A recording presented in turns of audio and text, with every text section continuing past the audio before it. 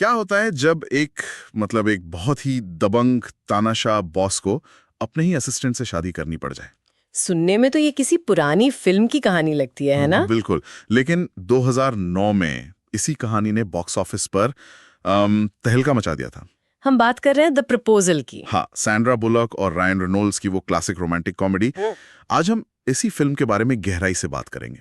मतलब इसकी स्क्रिप्ट कैसे बनी, एक्टर्स के लिए ये फिल्म क्यों जरूरी थी, और सबसे बड़ा सवाल कि एक इतनी जानी पहचानी कहानी के बावजूद ये इतनी बड़ी हिट कैसे बन गई, और आज भी लोग इसे स्ट्रीमिंग पर क्यों देखते हैं। बिल्कुल। और ये सवाल बहुत दिलचस्प है क्योंकि द प्रपोजल वो एक परफेक्ट स्टॉर्म जैसी थी। अच्छा। इसे एन फ्लेचर ने डायरेक्ट किया था।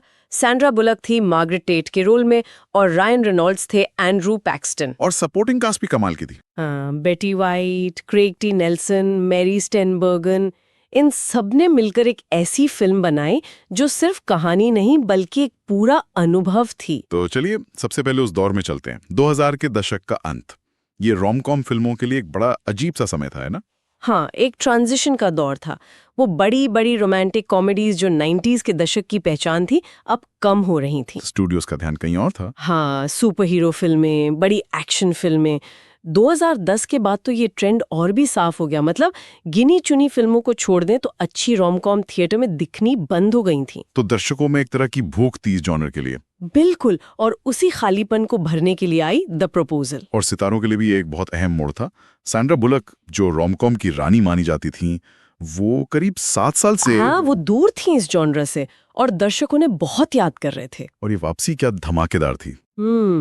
आपको शायद ये जानकर हैरानी होगी कि 2013 में ग्रेविटी आने तक the proposal he Sandra bullock के करियर की सबसे ज्यादा कमाई करने वाली फिल्म थी। अच्छा, ये तो बहुत बड़ी बात है। इससे पता चलता है कि लोग उन्हें इस अंदाज में कितना पसंद करते हैं। और दूसरी तरफ थे रायन रेनॉल्ड्स। हाँ, जो अपनी प्रिटी बॉय वाली इमेज से बाहर निकलने की कोशिश कर रहे थे। बिल्कुल, वो साबित करना चाहते थे कि वो सिर्फ एक हैंडसम चेहरा नहीं बल्कि एक बहुत ही कमाल के कॉमेडियन भी हैं। उनकी कुछ फिल्में जैसे डेफिनेटली मे बी या जस्ट फ्रेंड्स में इसकी झलक दिखी थी। हाँ, पर उन्हें एक बड़ी मेन स्ट्रीम हिट की जरूरत थी। और एक बहुत दिलचस्प बात है कि इस फिल्म के जो स्क्रीन राइटर थे पीट चियरेली, उन्होंने एंड्रू का किरदार लिखते समय सिर्फ और सिर्फ रायन रेनॉल्ड्स को ही दिमाग में रखा था। हाँ, ये सच है।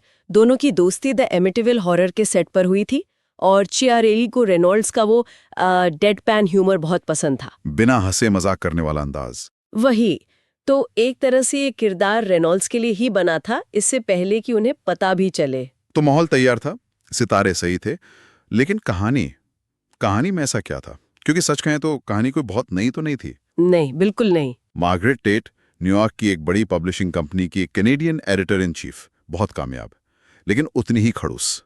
और वीजा की दिक्कत की वजह से उसे देश से निकाले जाने का खतरा है। और तब वो एक ऐसा कदम उठाती है जो मतलब पूरी तरह से पागलपन लगता है। वो अपने असिस्टेंट एंड्रयू पैक्सटन, जिसे वो दिन रात परेशान करती है, उसे ब्लैकमेल करके शादी के लिए प्रपोज कर देती है। ये पीट चियरेली की पहली स्क्रिप्ट थी ना? हाँ, और इसका आइडिया उन्हें हॉलीवुड में अपने असिस्टेंट वाले दिनों से आया था।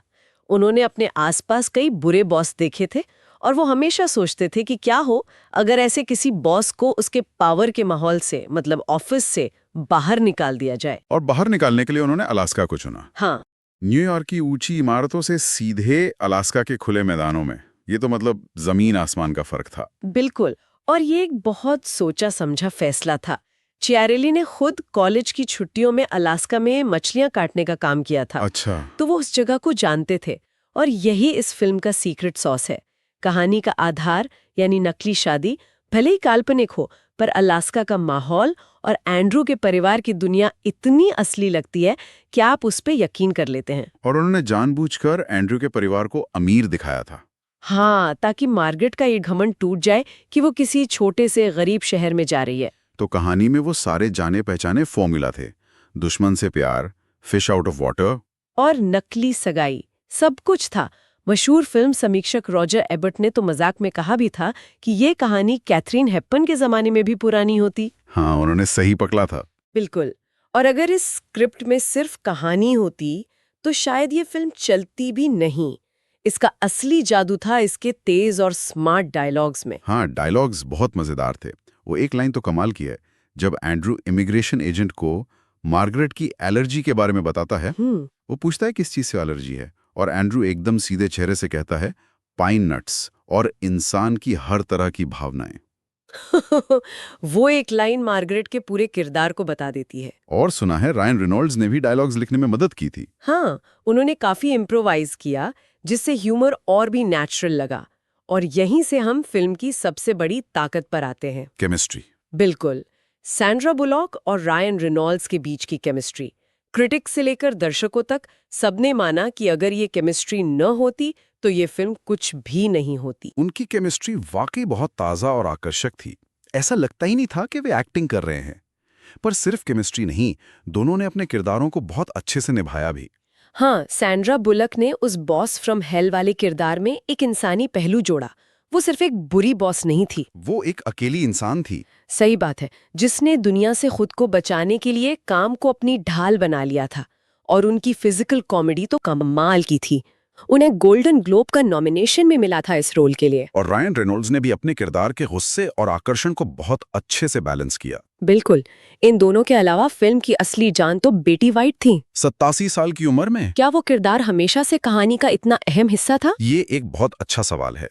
लेखक पीट शेरिली ने कहा था कि वो ग्रैंडमा एनी को सिर्फ एक मजाकिया बूढ़ी औरत नहीं बनाना चाहते थे। अच्छा, उनका विजन था कि एनी एक ऐसी महिला है जो अगर किसी और दौर में पैदा होती तो शायद मार्गरेट की तरह ही एक पावरफुल सीईओ बनती।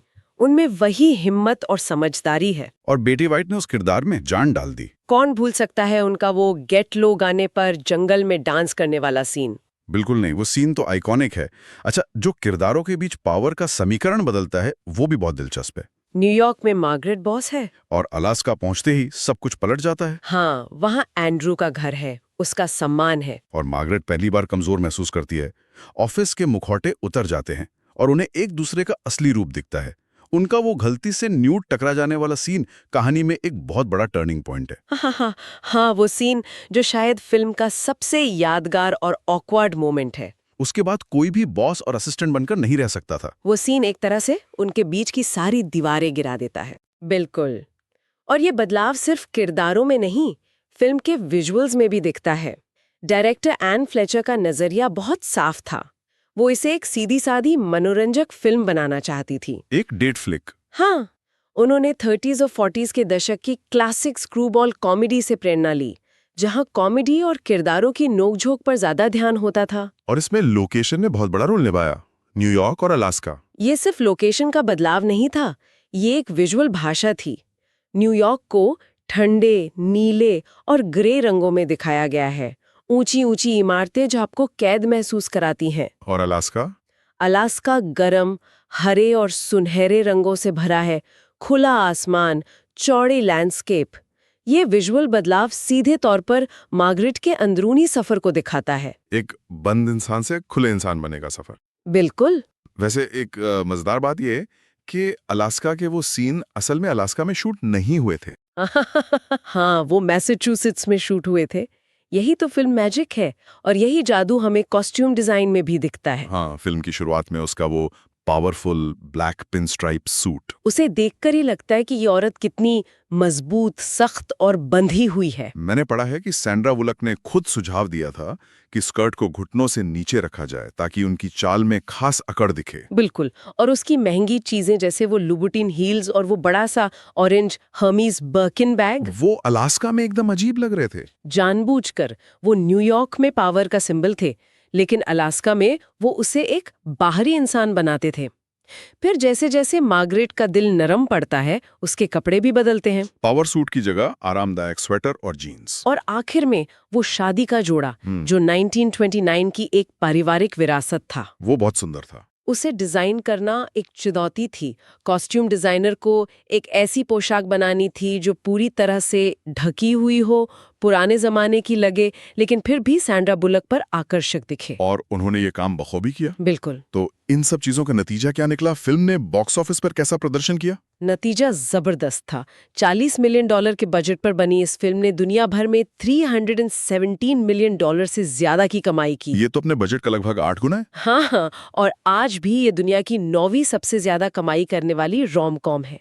एक बहुत बड़ी व्यावसायिक सफलता। लेकिन समीक्षकों को ये फिल्म कुछ खास पसंद नहीं आई थी है? नहीं, यहाँ दर्शकों और क्रिटिक्स की राय में एक बड़ा अंतर था। रॉटन टोमेटोज पर इसे सिर्फ 45% की रेटिंग मिली।